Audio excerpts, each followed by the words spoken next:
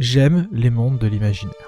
Et ça, c'est quelque chose que tout le monde ne comprend pas. Quand j'étais enfant, ça ne posait pas de problème. Un enfant, ça a besoin de jouer, ça a besoin de rêver. Mais en grandissant, le discours a commencé à changer. En devenant adulte, les gens ont commencé à attendre de moi que je me détache des mondes de l'imaginaire pour m'ancrer dans le réel. Que je lise des récits issus de faits réels, parlant de sujets de sociétaux sérieux écrits par des gens qui les ont vécus et qui dépeignent toute la misère du monde. Car c'est ça, être adulte. Et il n'y a que ce genre d'œuvre qui valent le coup pour un adulte. Et avec ça, une remarque m'est souvent adressée quand j'achète un jeu vidéo, un jeu de rôle, une saga de romans de fantasy ou n'importe quoi lié au monde de l'imaginaire. À quoi ça sert ? À force de me matraquer avec cette question, naturellement, elle s'est ancrée en mon esprit et j'ai commencé à me la poser. Du coup, à quoi ça sert les mondes de l'imaginaire ? C'est la question qui va me servir de point de départ pour cette vidéo. Et comme ma spécialité c'est de vous présenter des œuvres que j'aime, on va traiter ce sujet en présentant des œuvres que j'aime, traitant le sujet. Donc cette vidéo n'a rien d'un sujet universitaire ultra exhaustif, ultra sérieux et sourcé qui va traiter tout le sujet en profondeur. Prenez-le comme un début de réflexion, une piste à creuser.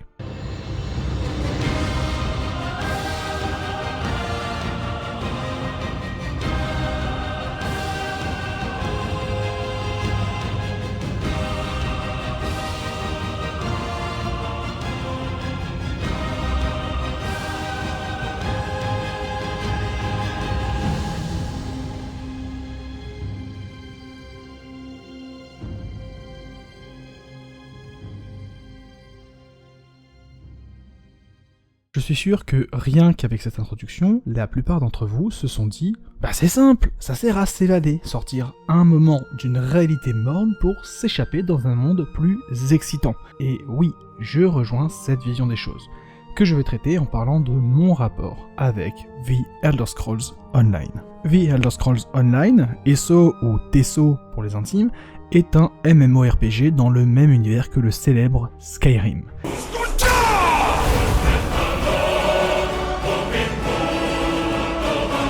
C'est un jeu réputé pour être bof. Il est loin d'être mauvais, c'est un bon jeu pour un joueur casual, mais pour un fan de MMO, il existe, et c'est déjà bien.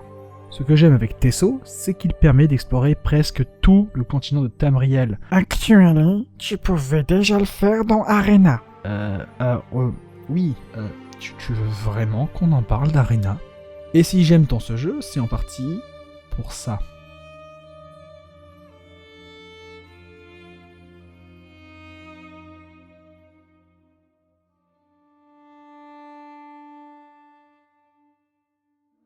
Non pas que le jeu soit beau, bon, le jeu est beau, mais c'est surtout que j'aime m'y balader, j'aime contempler ces paysages, j'aime m'y évader. Alors, effectivement, le mieux serait de voyager pour de vrai dans un pays qui existe vraiment, mais voilà, comme beaucoup de gens, je suis le français moyen de base, avec un salaire moyen, 5 semaines de congés par an, une vie extra-professionnelle assez chargée. Je n'ai pas forcément ni l'argent, ni le temps de voyager dans un pays étranger pendant 1 ou 2 semaines assez limitées avant de retourner à ma vie d'esclave. Alors qu'avec TESO, je peux rentrer de ma journée de travail, lancer le jeu, et m'évader dans le désert d'Alikir.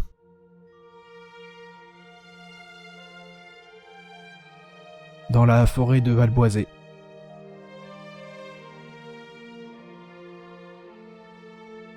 Ou l'onirique cité mécanique.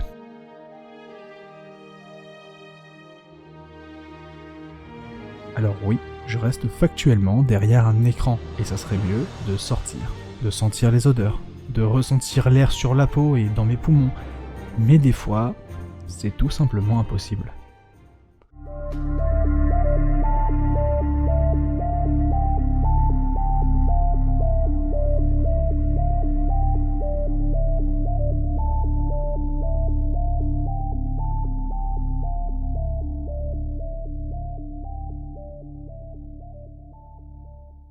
Depuis ma plus tendre enfance, j'ai toujours été fasciné par le monde sous-marin. Et j'ai toujours rêvé de faire de la plongée sous-marine, voire même d'en faire mon métier. Sauf que voilà, je suis né avec une malformation cardiaque qui m'interdit à vie de faire de la plongée sous-marine. Je ne verrai jamais les fonds marins. Une réalité qui m'a toujours fait du mal, surtout quand ton entourage te parle avec enthousiasme de la fois où ils ont fait de la plongée sous-marine et c'était trop bien, tu devrais essayer, tu verras, c'est génial. Cette frustration, j'ai fini par faire la paix avec, grâce au jeu Subnautica. Un jeu que j'avais peur de lancer pendant des années par crainte de la dépression. Subnautica est un jeu où après un crash de vaisseau spatial, nous nous retrouvons seuls au milieu de la mer, sur la planète 4546b. Notre but est de survivre, d'explorer les fonds marins et de trouver un moyen de quitter cette planète. Le jeu nous guide dans son histoire à travers une narration environnementale réfléchie qui nous amène naturellement de biome en biome, poussant l'exploration toujours un peu plus loin. Subnautica est classé comme un jeu d'horreur reposant sur la thalassophobie. Et oui, quand tu vas dans certaines zones du jeu, tu te chies dessus. Mais pour moi, c'est un jeu de cocooning, un jeu que je lance pour me balader, me détendre, prendre mon temps et faire ce que je ne pourrais jamais faire dans ma vraie vie à cause de ma condition physique. La vivre par procuration. Subnautica m'a permis d'avancer et de surmonter une frustration vieille de plus de 20 ans. Et bon, au bout d'un moment, tu apprends à surmonter tes peurs, tu comprends ton environnement et tu sais comment réagir aux différentes menaces de 4546b. Donc oui, la fiction permet de s'évader, ça permet de sortir un moment d'une réalité morne pour s'échapper dans un monde plus excitant. Mais pour moi, on ne gratifie que la surface d'à quoi sert la fiction. Pour creuser plus en profondeur, je dois vous parler de l'œuvre qui m'a donné envie de faire cette vidéo.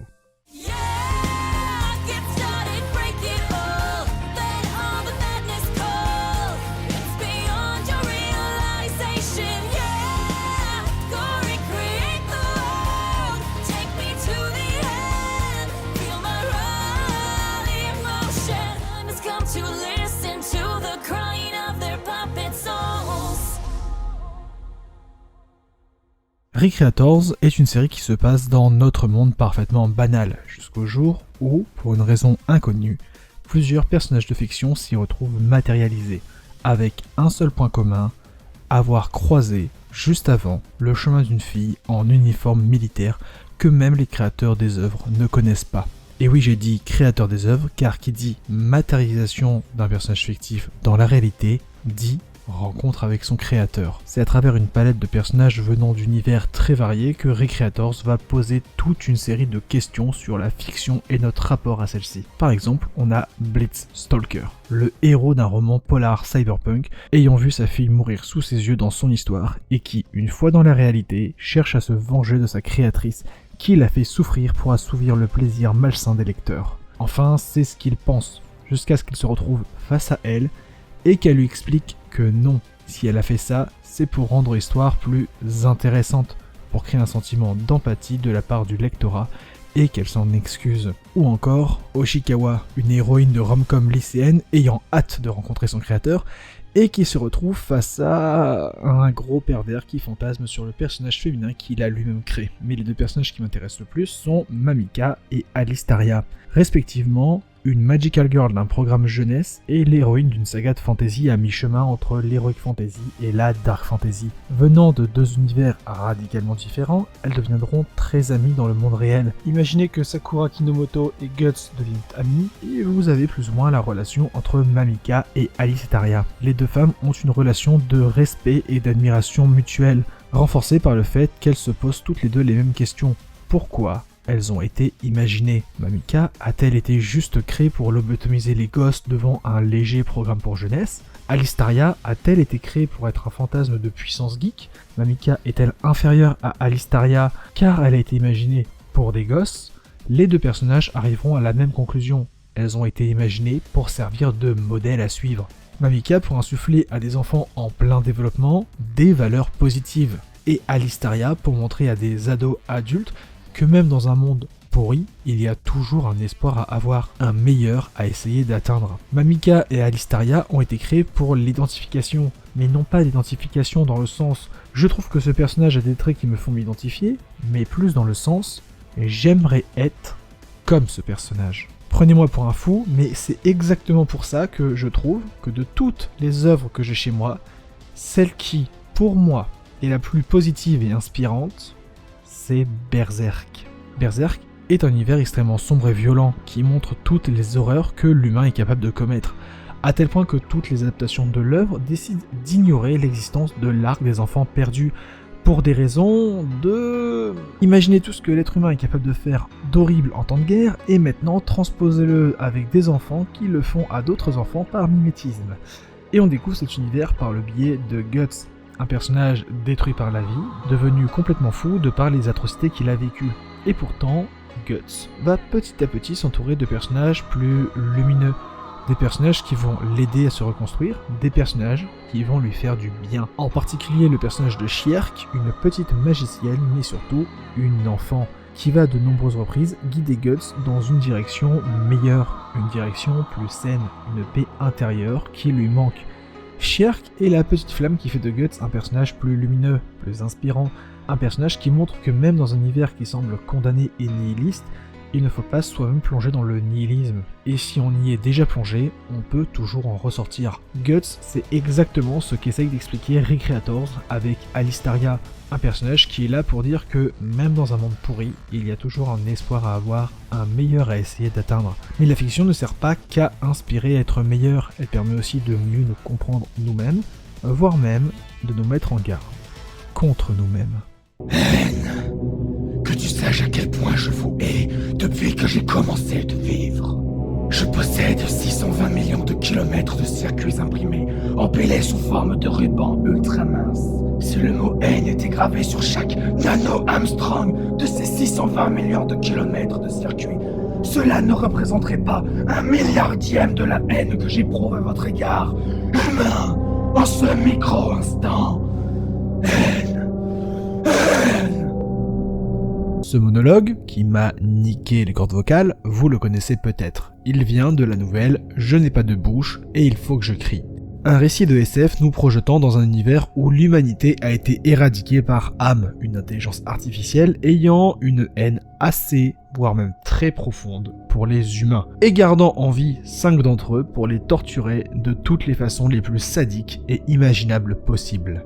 Ce monologue est la seule prise de parole de Am au cours de la nouvelle, des propos d'une telle violence qu'ils se sont gravés profondément en moi. Et ça, je m'en suis rendu compte le jour où ma haine pour un certain groupe de personnes a atteint un tel stade que ce monologue m'est apparu à l'esprit d'un coup, tourné vers eux. C'est là que je me suis aperçu que je commençais à m'identifier à Am, un méchant, une entité auquel il n'est pas bon de s'identifier. Et ce n'est pas grave, ce n'est pas malsain. En fait, si, c'est malsain de s'identifier à un méchant, mais ce n'est pas malsain de s'identifier à un méchant si on a conscience qu'il y a un problème. Au contraire, s'en rendre compte, c'est un pas vers l'amélioration.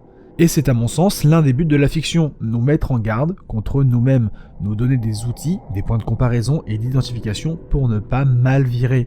Et c'est aussi pour ça que, même si je m'identifie facilement à Ham, je garde toujours en tête des modèles plus sains vers lesquels tendre dans l'idéal, comme Ibiki ou Shai, que j'ai déjà traité plusieurs fois en vidéo. En fait, je suis complètement Stein dans Soul Eater, un psychopathe avec des pulsations violentes et tordues en permanence, qui le sait, qui fait tout pour se contrôler. Premier degré, mes potes qui ont lu Soul Eater me comparent vraiment à Stein. Chers élèves, vous allez avoir la chance de pouvoir étudier les entrailles de ce volatile bizarroïde. Je vous présente Mademoiselle Tokiko, une espèce très rare. Professeur, nous allons contribuer à la disparition de cette espèce juste au nom de la science. Hein? Vous savez, une fois que l'espèce aura disparu, il sera trop tard pour le faire. Il est bon pour l'asile, il est complètement fou. Finalement, c'est à ça que sert la fiction. Plus qu'un passe-temps, l'imaginaire permet de se construire mentalement, d'avoir des outils pour se comprendre et comprendre le monde. L'imaginaire est une arme qui nous est donnée pour aborder notre réalité, et une œuvre qui l'exploite plutôt bien, c'est Stranger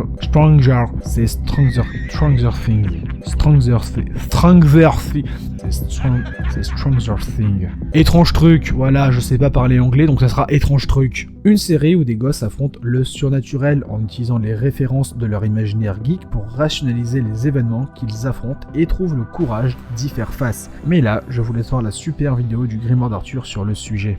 Comme depuis le début de la série, Stranger Things fait de l'art cette force de l'imaginaire, le bouclier des personnages contre les ténèbres. On peut finalement dire que l'imaginaire d'une personne fait partie d'elle, de sa personnalité.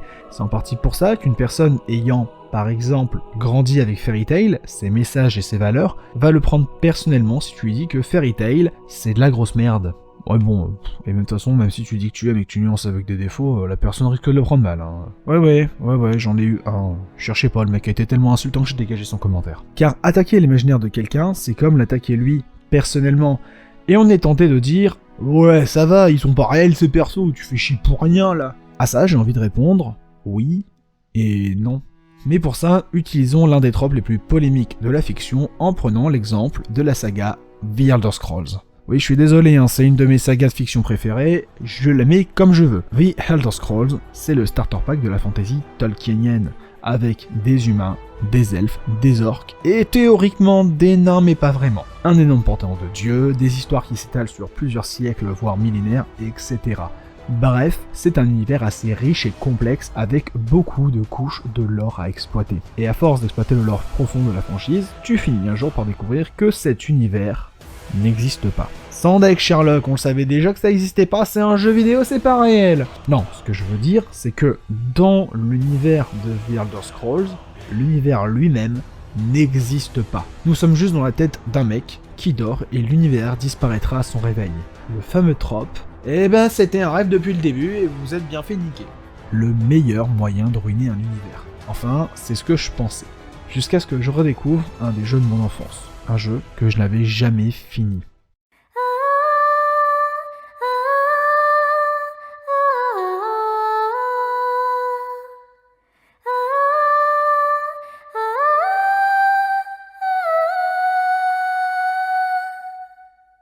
Link's Awakening, c'est un opus un peu à part de la licence Zelda. Ici, pas de Hyrule, pas de Master Sword, pas de Ganon, et même pas de Zelda. On joue Link, échoué après une tempête sur l'île de Cocolint. Notre objectif est simple, réunir 8 instruments de musique pour réveiller le poisson rêve qui nous aidera à quitter l'île pour rentrer chez nous. Au cours de l'aventure, on va s'attacher à cette île, à ses personnages, surtout à une jeune fille, Marine. Mais voilà, plus notre aventure s'approche de la fin, plus des indices nous préparent à la révélation finale. L'île de Cocolint n'existe pas. Marine n'existe pas. Tout ça, ce n'était que le rêve de Link, en train de dériver sur des bouts de bois en pleine mer. Et pourtant, le jeu nous a pas dit « Je t'ai eu Ah, tu t'es attaché à des pixels qui même dans leur propre diégèse n'existent pas. Ah, t'es trop con !» Non, le jeu te dit littéralement le souvenir de cette île perdurera dans nos cœurs en tant que réalité. Et le jeu se termine sur la vision du poisson rêve volant dans le ciel, chantant la mélodie de Marine, montrant que d'une certaine manière, Marine a existé. En fait, que tout n'existe pas, que tout ne soit qu'un rêve, une simple histoire qui s'arrête quand on éteint le jeu, ce n'est pas grave. Car pour les gens qui s'y investissent, ces histoires sont une forme de réalité pour eux, une partie d'eux, de leur imaginaire, de leur personnalité, de leur développement. Et à ce titre, c'est normal qu'attaquer une œuvre qui les touche personnellement, c'est comme insulter un fragment d'eux-mêmes. Et cette interprétation de Link's Awakening, je ne suis pas le seul à en avoir tiré cette conclusion. C'est que quand on a passé autant de temps avec Marine, ou à téléphoner à Pépé le Ramolo, à chercher des secrets sur l'île, c'est sûr que quand on se rend compte que tout ça c'était qu'un rêve, ça laisse un goût amer dans la bouche. Et pourtant, ces lieux, ces personnages et ces expériences existent et sont importants par la trace qu'ils laissent dans nos mémoires, celle de Link le personnage et celle de nous joueurs.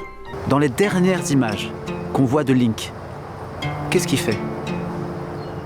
Il y a un sourire qui apparaît sur son visage. Il lève les yeux au ciel, je crois, et il aperçoit le poisson rêve. Pourquoi est-ce que les développeurs se sont fait chier à animer cette image sur Game Boy ? Faut bien que ça veuille dire quelque chose. Pour moi, il a 2 raisons de sourire. Déjà parce que le poisson rêve chante la chanson de Marine, ce qui veut dire que ce qu'il a touché dans le rêve perdure sous une certaine forme dans la réalité.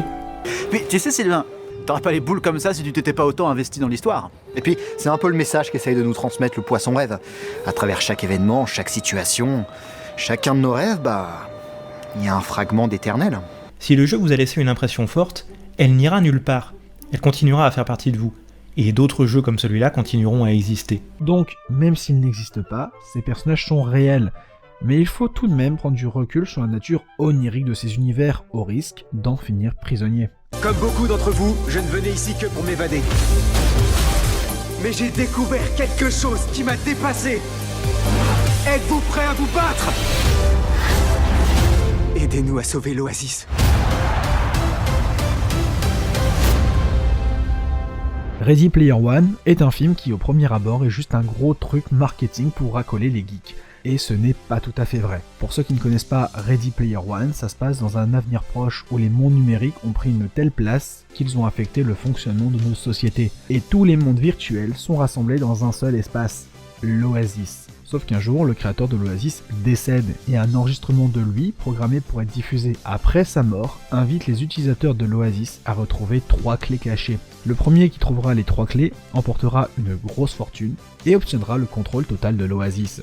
Au cours de leur aventure, les personnages vont devoir se plonger dans les souvenirs du créateur de l'Oasis pour localiser les clés et trouver un moyen de les atteindre, tout en s'opposant à l'IOI, une corporation essayant de prendre le contrôle de l'Oasis pour des intérêts financiers. Au travers de son histoire, Ready Player One cherche à nous délivrer 2 messages très importants. Le premier étant que, même si les cultures de l'imaginaire aident à nous rassembler, à créer des liens sociaux autour d'intérêts communs, elle peut aussi être un levier de manipulation. Il y a une scène qui est très parlante de ça, un face-à-face entre le protagoniste et l'antagoniste, où ce dernier cherche à amadouer le protagoniste en se faisant passer pour un geek qui le comprend, car il est proche de lui et partage la même culture. Dans Ferris Bueller et Breakfast Club, ils vont au lycée Shermer qui se trouve à Shermer dans l'Illinois. Je sais ce que tu penses. Tu me prends pour un connard d'entrepreneur, tu penses que j'aime pas la pop culture, mais...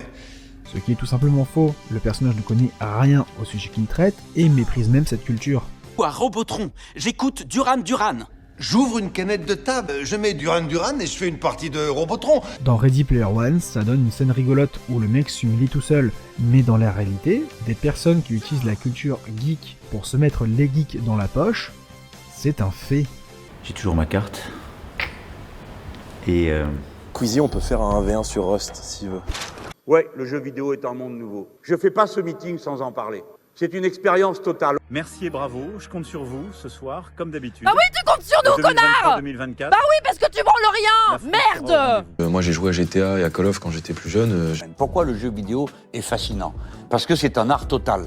Et le pire, c'est que ça marche. De mon expérience, j'ai déjà dû débattre avec des gens qui avaient le discours comme quoi ils vont voter pour tel ou tel homme politique car il aime les mêmes jeux, mangas, etc. que lui. Ou des gens refusant d'aborder une œuvre car un ennemi politique se l'est approprié, alors que l'œuvre combat ouvertement les valeurs que ce même politique représente. Eh salut, coucou George Orwell. Et construire sa vision du monde uniquement en se basant sur des mondes de l'imaginaire, c'est très dangereux.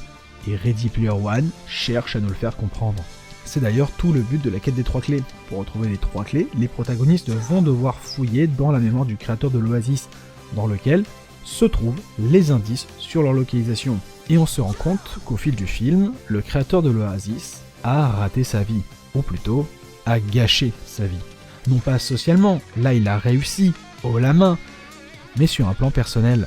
C'est un homme tellement shooté au monde de l'imaginaire qu'il en a négligé le monde réel, et quand il s'en est rendu compte, c'était trop tard. Il avait déjà dépassé le point de non-retour.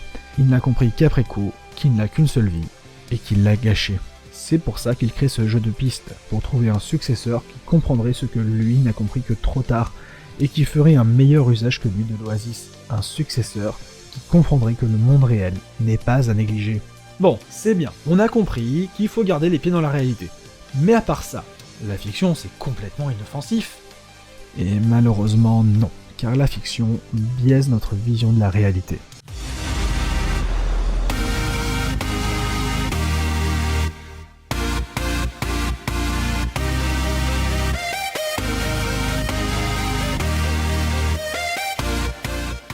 Mimimi est un court-métrage d'animation que vous connaissez peut-être pour cette bimbo aux cheveux turquoise qui danse et qui a donné le même de Zero Two. Mais avez-vous déjà été plus loin que ce même racoleur? Si la réponse est non, je vous le conseille, car ça dure seulement 7 minutes et même sans comprendre le japonais, le visuel est déjà très explicite. Mimimi, c'est donc un court-métrage d'animation, mais surtout un clip musical, dont la narration passe par la musique et surtout par l'image.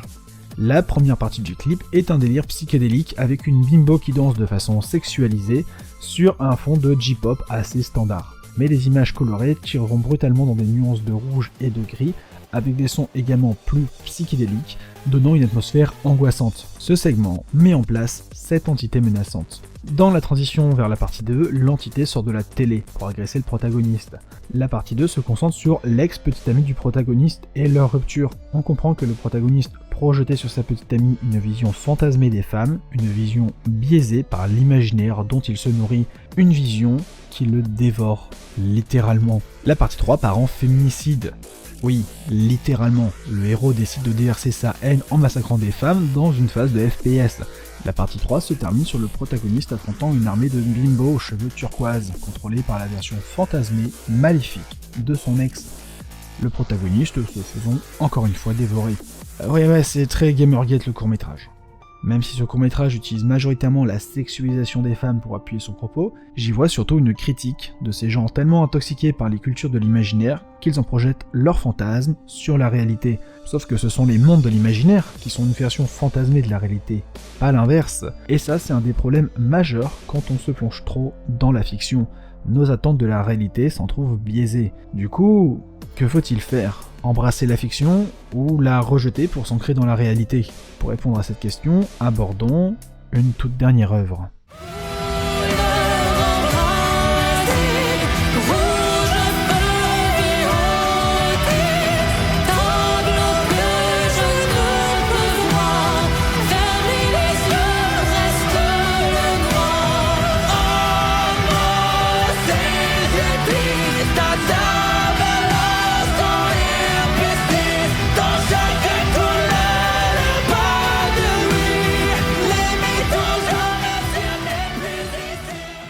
Alors, Clair-Obscur est clairement l'œuvre la plus récente de cette vidéo, donc je me doute que certains ne veulent surtout pas se faire spoiler. Malheureusement, je vais devoir la spoiler, donc pas de panique, je vous dirai quand partir et quand revenir au moment venu, et je resterai vague sur pas mal d'éléments clés de l'intrigue. Clair-Obscur Expédition 33 se passe à Lumière, un Paris alternatif, style Belle Époque, apocalyptique. Il y a 67 ans, la ville fut projetée loin du continent, lors d'un mystérieux événement, la fracture. Au même moment est apparu sur le continent un immense monolithe, visible depuis Lumière, avec écrit dessus le nombre 100. Tous les ans, la peintresse, une femme gigantesque, se lève et réduit d'un chiffre le nombre inscrit sur le monolithe. À ce moment-là, toutes les personnes ayant l'âge indiqué par le monolithe meurent. C'est le gommage. Pour mettre fin au gommage, tous les ans, une expédition part sur le continent pour essayer de tuer la peintresse. Dans le jeu, nous suivons l'expédition 33 dans sa quête pour tuer la peintresse. Comme annoncé, je ne rentrerai pas dans les détails du genre qui est la peintresse, qu'est-ce que le monolithe et tous les autres mystères que le jeu met en place. Mais je vais devoir spoiler la plus grosse révélation ainsi que la fin du jeu. Donc je demanderai aux anti-spoil de se rendre à ce timecode.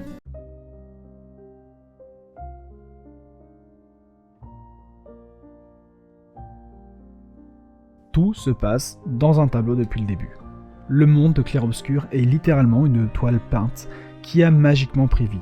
Tous ces paysages, ces créatures, ces habitants, tout ça n'existe pas. Enfin, presque, car au cours des dizaines et dizaines et dizaines d'heures que le jeu demande pour arriver à sa fin, on apprend à connaître nos compagnons, à s'attacher à eux. Ils sont tout ce qu'il y a de plus humain. Ils ont des sentiments, des émotions, des ambitions. Ils sont sentients. Mais voilà. À la fin du voyage, le jeu nous met devant un choix. Et attention, là je vais vraiment spoiler la fin, donc vous êtes prévenus. Il se trouve que l'un des personnages du jeu ne fait pas partie du tableau. Il s'agit d'un humain de la réalité qui est entré dans le tableau. Sauf qu'il a vécu autant de temps dans le tableau que dans la réalité, donnant tout autant d'importance aux deux mondes. Mais voilà, la fin du jeu nous met devant un choix cornélien. Sortir du tableau et provoquer sa destruction immédiate, ou rester dans le tableau à jamais. Et si vous connaissez un minimum les fins, vous savez sans doute qu'il n'y a pas vraiment de bonne fin. Expédition 33 est un millefeuille interprétatif, et selon l'axe d'analyse que vous prenez, les différentes fins n'ont pas les mêmes significations. Ici, j'ai décidé de prendre une interprétation allant dans le sens de ma vidéo. Si vous voulez aller plus loin dans le sujet des multiples interprétations, je vous conseille la vidéo de Datman. À l'image d'une œuvre d'art, Clair-Obscur a été pensé pour que chacun ait sa propre interprétation. Et donc, si quelqu'un n'a pas fait le même choix que vous, bah écoutez-le, ça peut être hyper enrichissant, plutôt que lui dire « Eh, t'as rien compris au jeu !» C'est marrant parce que dire ça, c'est justement la preuve que toi, t'as rien compris au jeu. Donc, ce que j'aime bien avec ces fins d'Expédition 33, c'est qu'elles représentent bien deux extrêmes vis-à-vis de notre rapport à la fiction. D'un côté, une fin où une personne ayant pu échapper aux souffrances de la réalité à travers la fiction s'en retrouve complètement privée. l'isolant dans un monde qu'elle ne sait pas aborder. Je rappelle que le personnage a perdu l'usage de sa voix de façon définitive et a le visage défiguré, là où dans le tableau elle pouvait vivre sans ses handicaps. C'est donc une fin qui rejette complètement la fiction au profit de la réalité. Dans cette fin, on a littéralement tué des êtres sentients sous prétexte qu'ils n'existaient pas.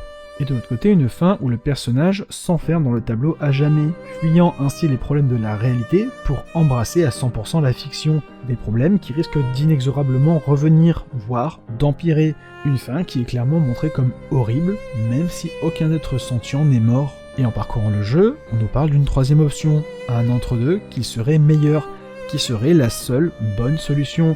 Celle qui ne négligerait pas la fiction au profit de la réalité et inversement. Souhaitons tous le bonheur de notre famille, sauf que la tienne est persuadée qu'une seule des deux peut survivre. Mais peut-être trouveras-tu un autre moyen. Toi qui as vécu parmi nous, que peindras-tu? Mais cette possibilité n'est pas dans le jeu. Le jeu, lui, nous laisse réfléchir grâce à son dilemme final. Si vous voulez une idée de cette troisième fin possible, le Tropper a essayé de l'imaginer.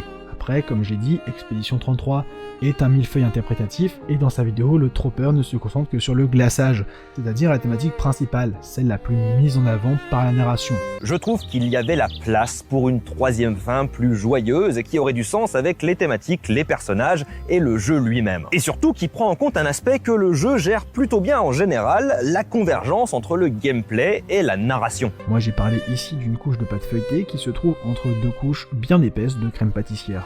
Rebonjour les anti-spoil. Donc vous avez raté une comparaison culinaire foireuse, et moi qui exprime le fait que j'aime beaucoup comment Expédition 33 nous met face aux deux extrêmes que je présente depuis le début de cette vidéo, le rejet de la fiction et l'intoxication à la fiction, nous montrant les deux options comme peu enviables. Bref, concluons cette vidéo maintenant. Comme nous l'avons vu, pour moi, et je dis bien pour moi, la fiction a plusieurs utilités, comme s'échapper dans les imaginaires ou nous aider à mieux aborder le monde, ainsi que nous comprendre nous-mêmes. Mais la fiction peut être aussi une drogue duquel on reste prisonnier. Elle peut fausser notre vision du monde, et ça, il faut y faire très attention, et trouver un entre-deux stable. Évidemment, avec cette vidéo, je n'ai pas abordé tout le sujet, je suis resté extrêmement en surface, et je me suis orienté sur ma vision personnelle des choses. Ce n'est pas un travail académique où j'ai été chercher des sources sérieuses et documentées, car pour me poser des questions et chercher les réponses à ces questions, j'ai d'abord été chercher dans ce qui me touchait le plus, ce qui me parlait le plus, ce qui construit mon imaginaire. Cette vidéo, c'était surtout un prétexte pour vous parler d'œuvres que j'aime à travers une thématique commune, des œuvres que je n'ai fait qu'effleurer, tout comme la thématique au final. Par exemple, je n'ai pas du tout parlé de l'antagoniste de Recreators, que j'adore et au travers duquel la série parle des meilleurs et des pires côtés des réseaux sociaux.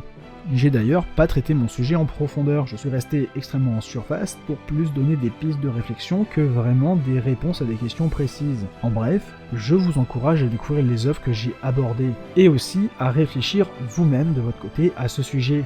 À quoi sert la fiction? Sur ce, je vais vous laisser et retourner travailler à la vidéo que je devais faire à la base.